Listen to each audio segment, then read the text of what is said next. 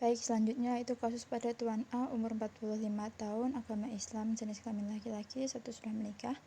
Tanggal masuk rumah sakit 20 Maret, tanggal pengkajian 21 Maret, dan penanggung jawabnya R, umur 42, status istri. Untuk status kesehatan, keluhan utamanya nyeri pinggang kanan sejak 2 minggu sebelum masuk rumah sakit. Alasan masuk rumah sakit karena nyeri pinggang kanan. Kemudian status kesehatan masa lalu, pasien tidak memiliki riwayat penyakit, pasien belum pernah dirawat di rumah sakit, tidak memiliki alergi, tapi memiliki kebiasaan yaitu minum kopi dan kadang minum minuman bersoda. Dan pasien memiliki kebiasaan minum kurang dari 1 liter dalam setiap harinya. Untuk diagnosa medisnya yaitu nefrolithiasis dextra. Dan untuk pola kebutuhan dasar, pada pola eliminasi bagian BAK, frekuensi BAK kurang lebih 3 sampai 4 kali sehari, dan pada saat malam hari mengalami disuria sebanyak kurang lebih 3 kali. Kemudian warna kuning keruh dan berbusa. Pada gangguannya yaitu nyeri saat BAK. Untuk pola aktivitasnya, makan dan minum pasien dapat melakukan sendiri. Untuk toileting, karena dipasang DC, jadi perlu bantuan orang lain dan alat. Untuk yang lainnya, pasien dibantu orang lain. Kemudian untuk pola tidur, pasien sedikit terganggu karena mengalami disuria pada malam hari. Untuk pola kebutuhan dasar yang lainnya, saya rasa cukup normal. Dan untuk pengkajian fisik, dalam keadaan umumnya baik dengan kesadaran kompos medis.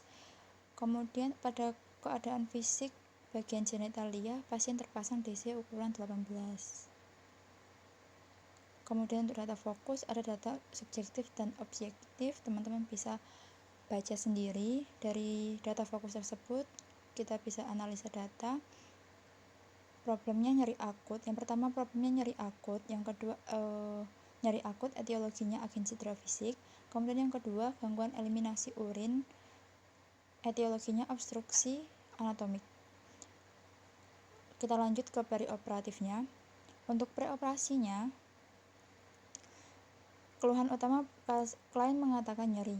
Kemudian status emosi bingung, tingkat kecemasan cemas karena akan dilakukannya operasi. Kemudian kerisauan tidak berfokus, nyeri sedang. Kemudian untuk survei sekunder head to toe yang tidak normal yaitu genitalia karena terpasang kateter. Kemudian untuk intraoperasinya, jenis anestesi yang diberikan yaitu spinal, kemudian posisi pasien terlentang. Dan untuk survei sekunder head to toe-nya adanya insisi pada bagian genitalia. Kemudian untuk post operasi, keluhan saat di ruang recovery, nyeri pada luka di operasi. Kemudian kesadaran somnolen, survei sekunder head to toe-nya nyeri post op bagian genitalia. Kemudian skala nyeri sangat berat. Dari pengkajian tersebut kita ambil analisa data, yaitu untuk preoperasinya berupa ansietas, etiologi ancaman pada status terkini. Simptomnya pasien mengatakan cemas karena akan operasi. Kemudian pasien tampak tidak tenang dan gelisah.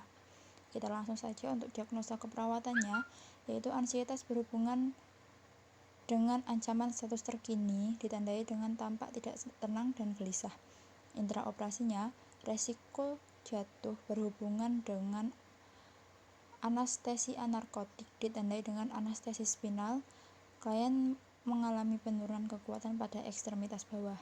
Untuk post operasinya, nyeri akut berhubungan dengan agen cedera fisik karena prosedur pembedahan yaitu RS lithotripsy dextra, ditandai dengan pasien tampak kesakitan, pasien tampak memegang sekitar luka operasi. Kemudian di sini ada intervensi NOC dan NIC dan rasionalnya. Teman-teman bisa dibaca sendiri. Dan juga dari pre-op sampai pre-operasi, intraoperasi, dan post-operasi.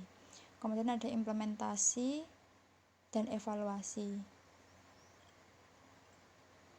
Mungkin teman-teman bisa baca sendiri dari tabel tiga tabel itu. Cukup sekian.